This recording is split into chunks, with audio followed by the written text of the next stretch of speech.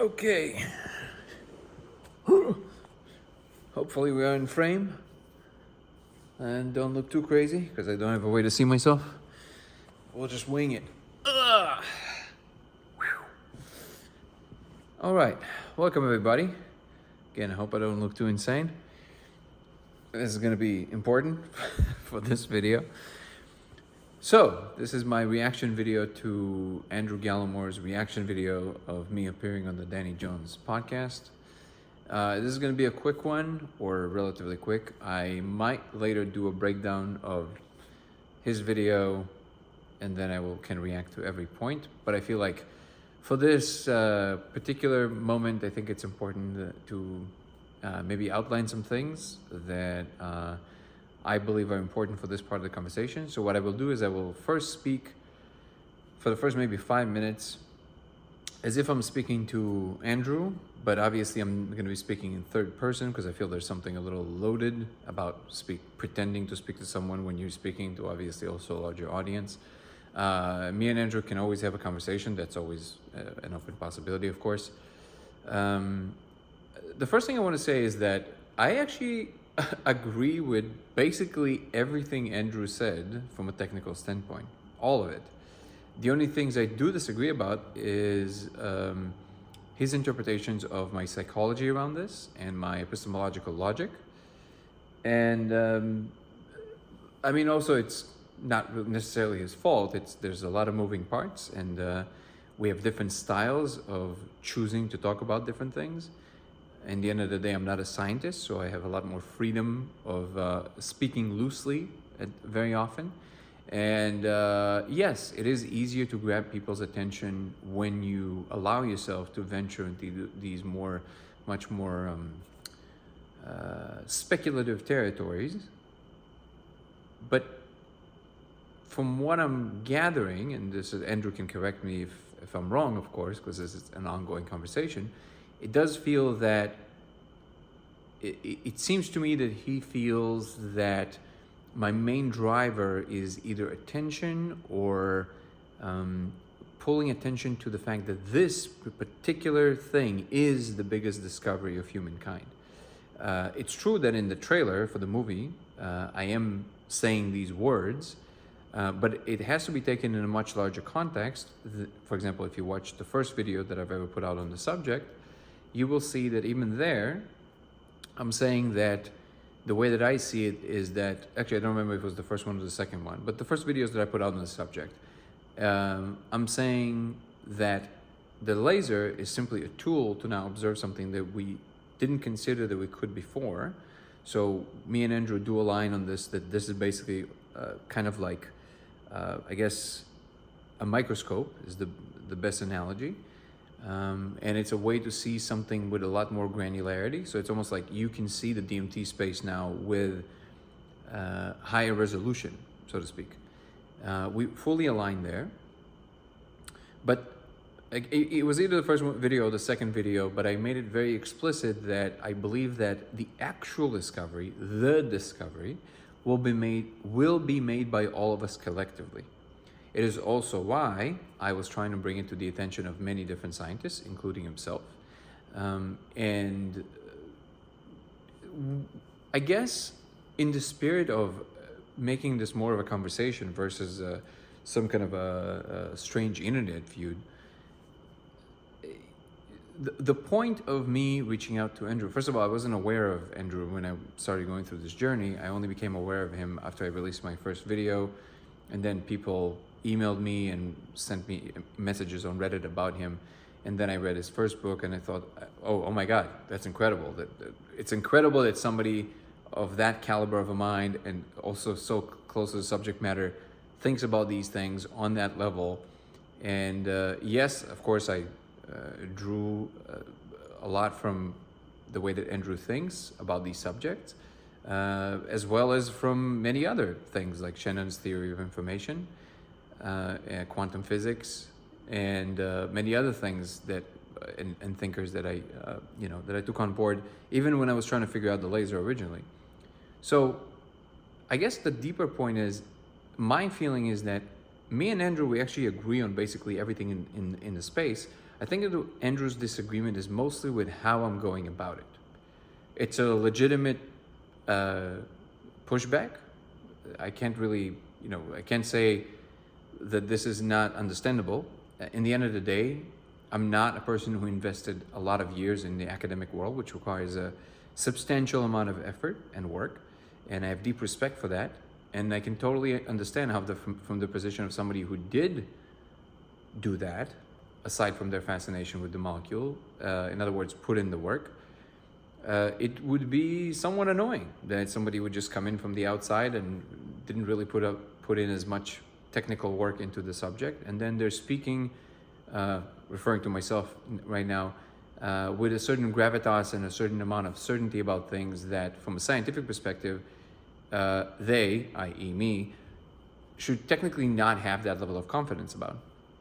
So I would fully admit that the way that I'm speaking about these things when it's more public facing, it is to some degree almost like a marketable thing, right? I'm speaking in a way that is very loose, it's sometimes poetic, but I am always trying to stay very clear to the extent that I can observe in myself when I'm making a claim that is concrete and when I'm saying kind of like or seems like, and if sometimes it's being lost in translation, for the most part, it's, well, I would say all to the extent that I can observe in myself, it's never because I'm trying to obfuscate some kind of a thing there. Let me be super clear, which is what I also said on the Danny Jones podcast. The two things I'm claiming to know with absolute certainty. Do we have the audio running? Okay, yeah. Wait, are we even recording? We are recording. Okay, that would be awful. The two things that I said, just like I said in the Danny Jones podcast, that I'm absolutely certain about are that the code is real, whatever it might be actually, and that the beings are absolutely real. And what their intentions are, where they're coming from, that's not clear, and I would never claim to know like absolutely with absolute certainty. And I think to the extent that it's possible, I am saying that as explicitly as possible, so then I can proceed to say from that point on, look, this is my strong impression that. Okay. Now, I don't always make that disclaimer every time, but I'm kind of trusting that most people can understand, and if it's not clear, so I want to make it clear right here, right now, that even calling it the code of reality is obviously a placeholder. So I still maintain, my strongest conviction is that it is some kind of a fundamental symbolic representation of an actual function, i.e., I don't think it's binary, but whatever it is that is executed on the machine level equivalent of reality. And why we can recognize, we can postulate a lot of things. I have some theories, by the way, pretty technical ones. But yes, of course, I don't know if it's the thing that actually codes for the tapestry of reality itself. In fact, I'm saying this all the time, and if somebody is interested, you can verify because I have a daily live and you can check it out, and I'm talking there almost every single day. And I'm saying this again and again and again. Ultimately, this is an enterprise of all of us coming together and trying to figure it out. So I don't know if it's really coding for the space-time continuum. That's my strongest intuition, and well, not just intuition, but from everything that I'm observing. Or it maybe registers all the information, but it is some kind of a fundamental operational function that happens, and for some reason we can see it. Just a quick note on that. One of the models through which I'm trying to map this on at the moment from a technical standpoint is the holographic principle, and I'm trying to see what would be the equivalent of each one of the elements here, including ourselves, space-time, this code, DMT, and all of that stuff, as it can potentially be mapped onto a hologram and what each element is. So this would be something that is in the works right now. I'm trying to keep this video as short as possible for this, at least for this part. So if Andrew sees this, I know he's a very busy person, so I want to make sure that at least the information that I want him to hear will be in the beginning, and then, if he watches the rest of whatever it is, I'll be honored, but I want to make sure that he gets this part. As far as he said in his video that he doesn't like conflict. Now, I'm not really sure where he got the idea that I am so unmovable in my opinions as to any word in the direction of anything else but what I'm claiming it to be, i.e. code of reality, because I have a website that calls it the code of reality, would somehow translate to conflict. Is it possible that it's just the way that it was coming across seemed that way to him? I would extend, and if I want to be charitable, I would say, okay, maybe that's what it was, and then, okay, there's a miscommunication here. I definitely do not fall under the kind of attitude where you can't move me in my opinions. That is not at all where I'm coming from. In fact, I'm very flexible on what I think we can potentially explain this as. I have my convictions, and I would explain why they are what they are. I think that the word simulation maps better than any other word according to the specifics of the situation. But I am very open for revision, and always was, and something that I believe I made it clear to Andrew both in my original emails and when I met him. Then there was this part where he kept repeating that I confused the word objecthood with the word objectness. I called objecthood objectness, and that I said that this is a word that cognitive scientists use when, according to Gallimore, this is something that only Anil Seth coined, and this is only a term that he uses. I didn't have time yet. I will go back to the book and reread that chapter and see exactly why I got these ideas. Obviously, the confabulation of the word is just a non-point, right? Which I was a little confused as to why Andrew kept on repeating it as if it means anything, that I maybe confused the word. That's like a semantic argument that has nothing to do with the merit of my arguments. But he did address also the deeper point of what Anil Seth was saying, according to him, which is, if I understood the correction that Andrew offered, was that Anil was not saying that objectness somehow describes as being the unfakeable bill element of real objects, but it's more of a continuum.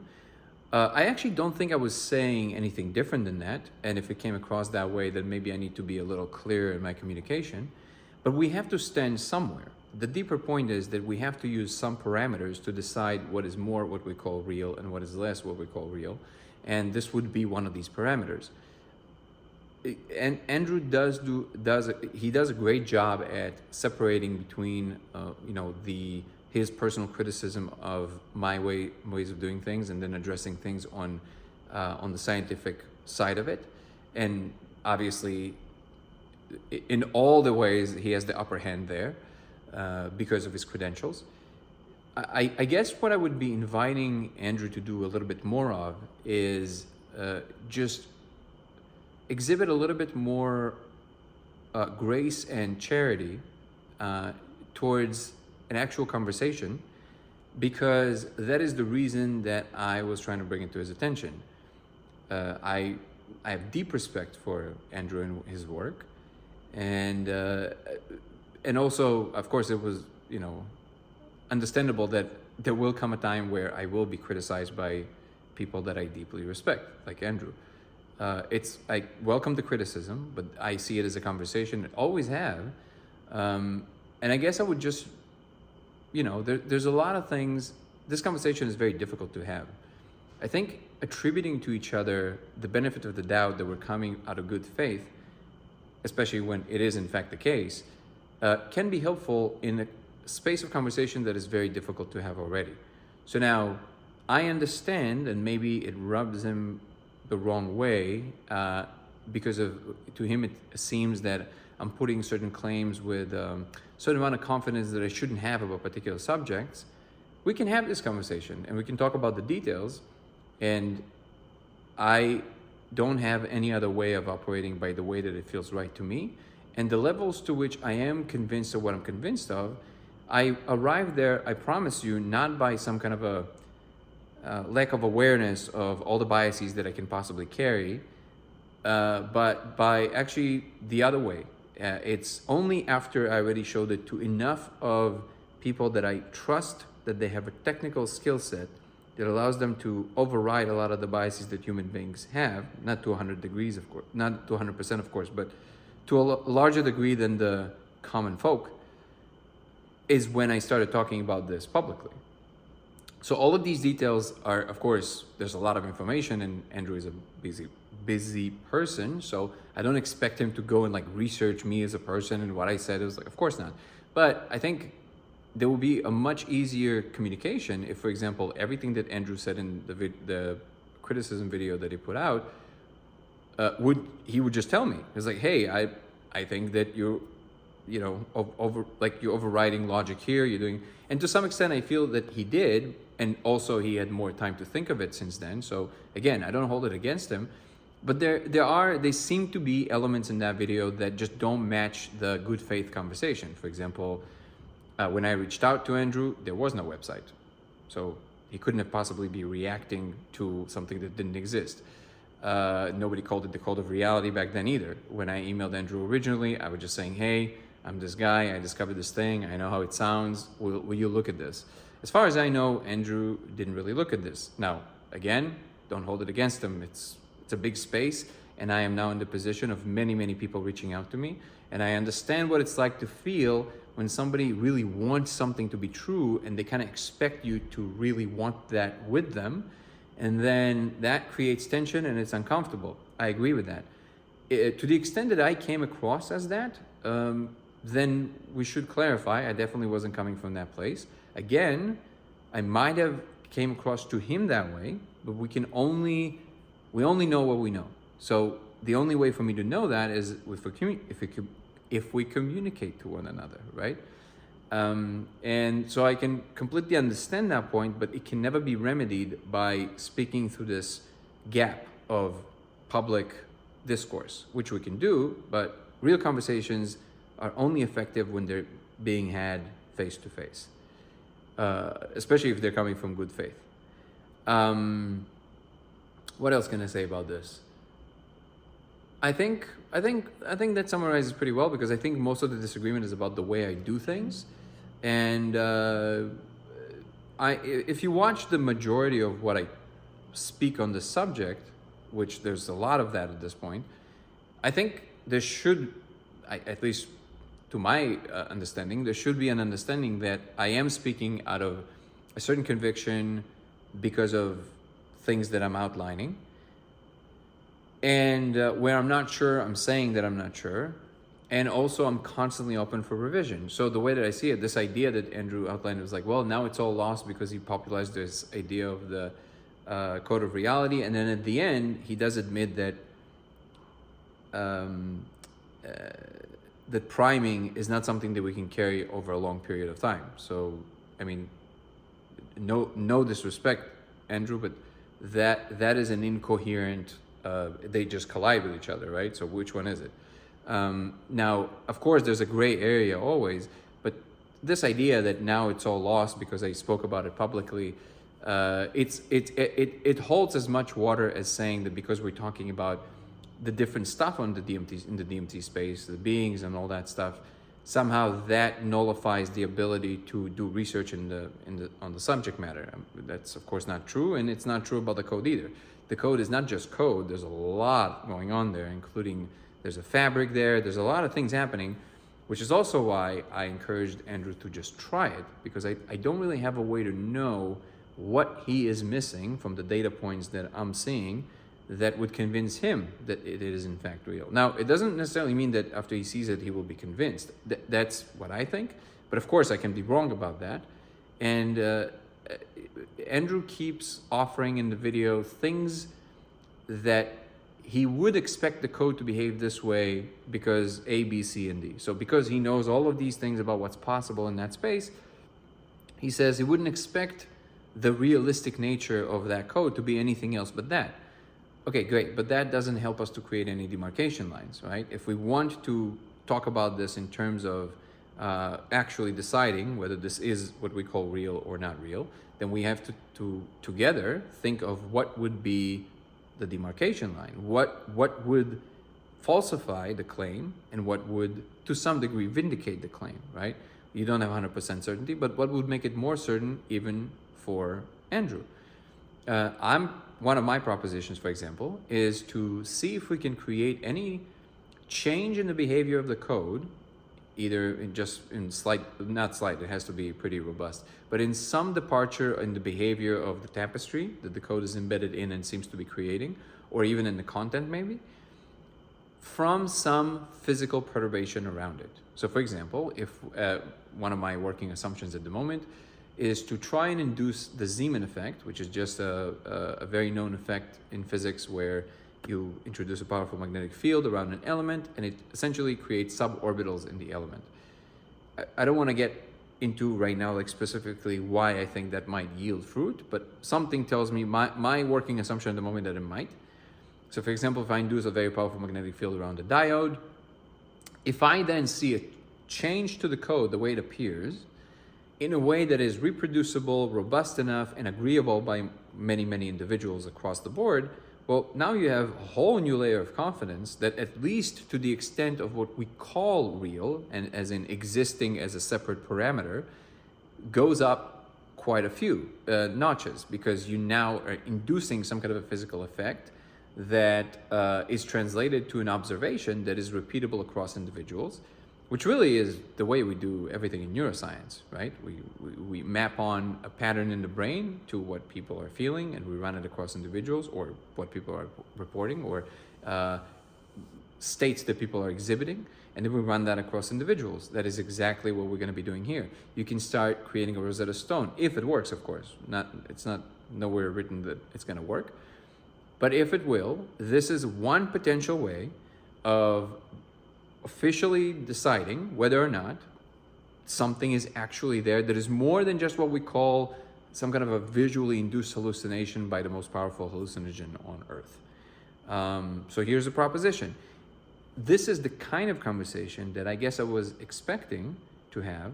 And again, I'm not holding anything against Andrew. I still have tremendous respect for him, and I thank him for taking the time. I know he doesn't have a lot of it. To some extent, I wish it wouldn't be the case that he would need to be cajoled doing it, because there's a lot of pressure from people talking about it. But again, if anything, I'm grateful that he took the time to do this, because again, he doesn't owe me anything really. But again, I just want to make this super clear. I brought it to him as an expert, and I did feel that what I got is just kind of a wall. And he explained to some degree in the video of why that is, because of reputation, and also he felt like I'm being a little bit too certain about certain things.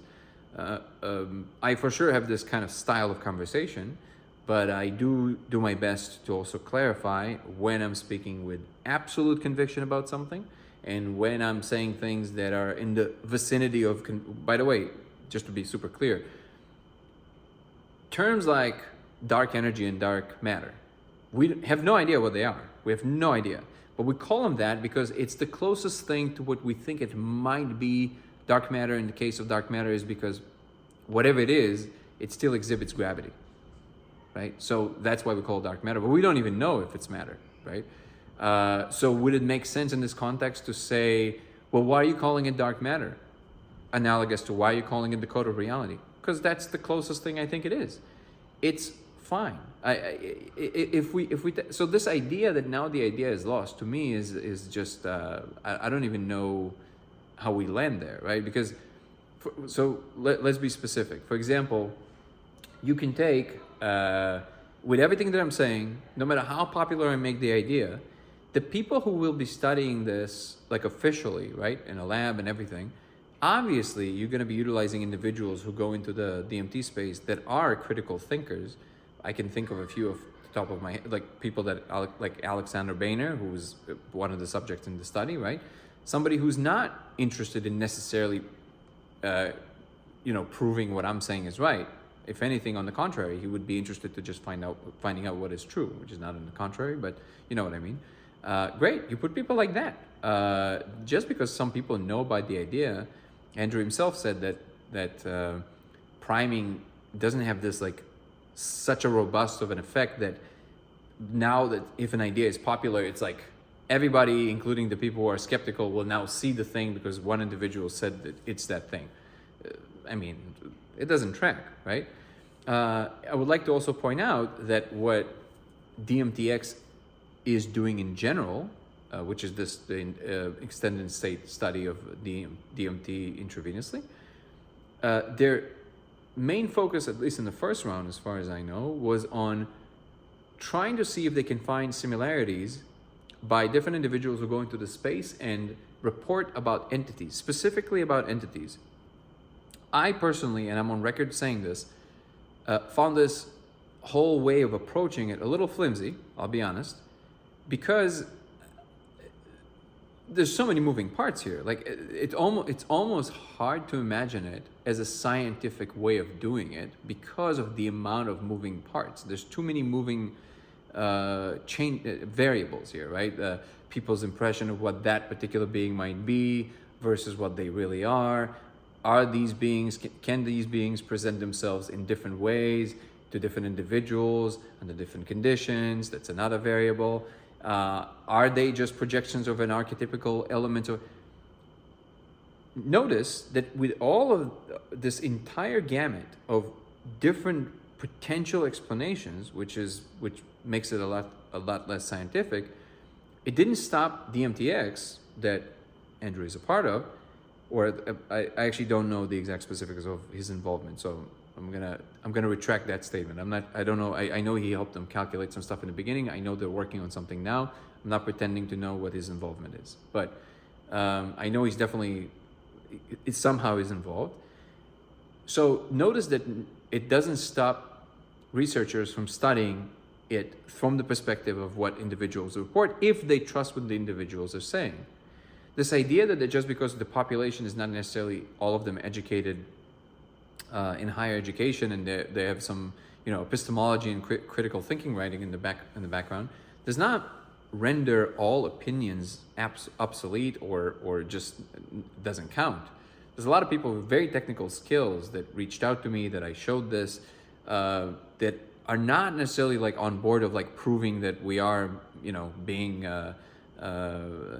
slowly conquered by the Anunnakis or something. This is regular people managing Fortune 500 companies, some people that are just, have very technical work jobs, and they have something to say on the subject that matters. So we have a larger lab that collects some data. Some of it will be, fudged, obviously, just like all data, especially when it's this messy of a process. But I see more like this public part of it is like an accelerated phase that essentially is, think of it more like a robust exchanging of notes.